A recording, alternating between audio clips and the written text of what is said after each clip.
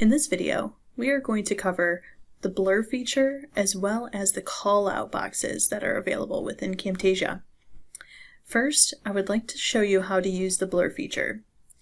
For this video, I'm going to select annotations, go to blur and highlight, and drag over the blur feature onto my screen so that I can cover up my name that is located on this website.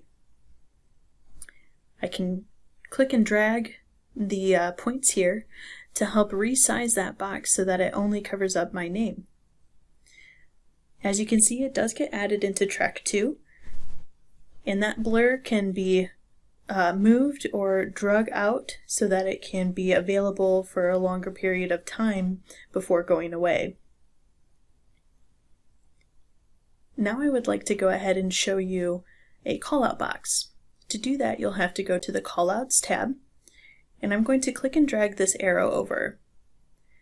Now you can resize these callout boxes, and you can also rotate them so that they are pointing in the right direction.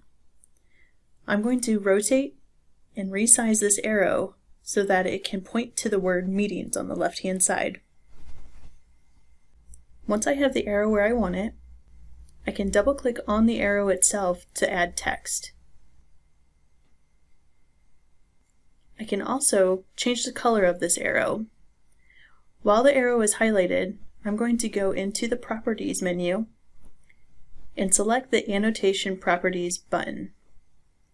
From there, I can hit the Fill Color drop-down and either select a color from this menu, or in this case, use the Fill Color dropper and select the orange color from the top of that website so that they match.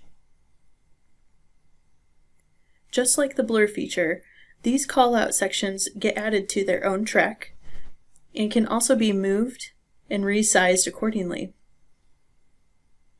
For this example, I'm going to resize this callout to be smaller and position it so that it doesn't show up until a certain point.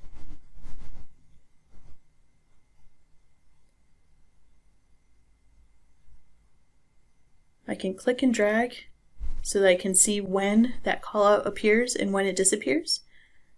But that is how you use blur and callout features within Camtasia.